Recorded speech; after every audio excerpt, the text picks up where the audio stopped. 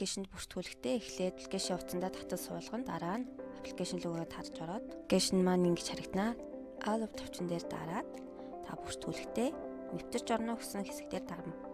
Бүртгүүлэх хэсгээр даран имэйл хаягаа оруулан нууц үгээ оруулж өгнө. Нууц үгээ оруулж өгсөй дараа бүртгүүлэх товчийг дараад дарсны дараа бүртгэл маань амжилттай үүснэ гэж харагдана. Бүртгэл амжилттай үүсний дараа үргэлжлүүлэх товчийг даран дан буюу e-Mongolia хаягаар баталгаажуулах процесс эхлэх ба та энэ дээр e-Mongolia-гийнхаа регистр дугаар болон нууц үгээрээ нэвтрэх эсвэл бусад сонголтоор нэвтрэн баталгаажуулах боломжтой. Миний хувьд бол Хаан банкныхаа нэвтэрдэг кодоор нэвтэрч баталгаажуулалтаа хийсэн.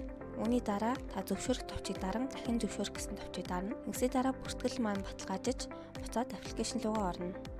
Тэр үед таны e-Mongolia дэх хувийн мэдээллүүд харагдах ба тухайн мэдээлэл нь үнэн зөв болохыг харан үргэлжлүүлэх товчийг дарна. Үргэлжлүүлэх товчийг дарснаа аль хот аймагт байгаа вэ гэдгээс хамааран бүртгэлтэй номын сангаа оруулж өгнө. Үүний дараа та хэрэглэгчийн төрлийг сонгож өгнө. Жишээ нь уншигч юм уу, оюутан, эсвэл ажилтан, эсвэл багш гэдэг төрлүүдээ сонгож оруулж өгнө. Сонгож оруулж өгснийхаа дараа үргэлжлүүлэх товчийг даран дараагийн утсанд шилжинэ. Тус утсанд та байнга оршин суух хаяг болон яралтай үед холбоо барих хүнийхээ мэдээллийг оруулж өгнө.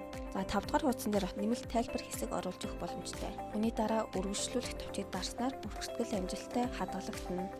Хадгалагдсны дараа үргэлжлүүлэх товчийг дахин дараад ингээд таны хувийн мэдээллүүд бүгд хадгалагдлаа гэсэн үг. Саяны үүсгэсэн бүртгэлийн дагуу нэвтрэх нэр, нууц үгээ хийн орно.